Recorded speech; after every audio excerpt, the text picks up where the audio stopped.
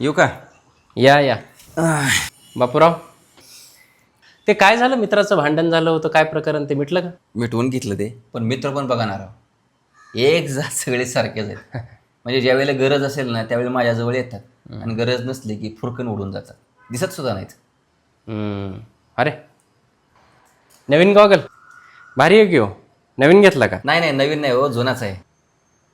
जुना आहे? मस्त वाटतो, एकदम ब्रँडेड. कितीला भेटला? 3,000 रुपयाला पडला तुम्हाला. 3,000?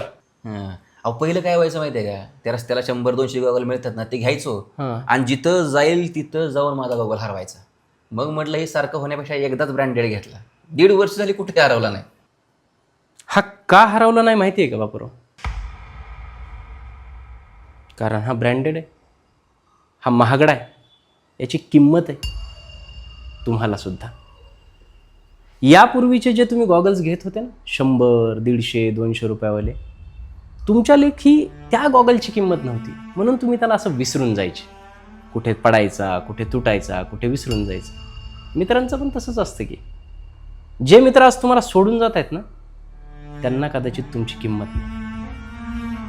किंमत आपण वाढवली पाहिजे आपली या गॉगलसारखी. आणि एकदा का आपली किंमत वाढली की लोक आपल्याला विसरत नाहीत, आपल्या आजूबाजूला फिरतात. आणि दुसरी गोष्ट सांगू, आयुष्यात हे झाडाखाली मिळणाऱ्या 100-200 रुपयाच्या गॉगलसारखे जास्त मित्र जमवत बसू नका. एखादाच मित्र असावा, पण तो ब्रँडेड असावा या गॉगलसारखा. ब्रँडेड म्हणजे श्रीमंत नाही बरं का.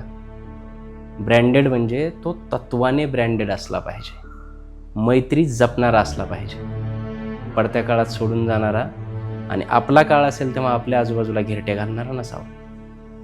तो मैत्रीचा ब्रँड जपणारा असला पाहिजे.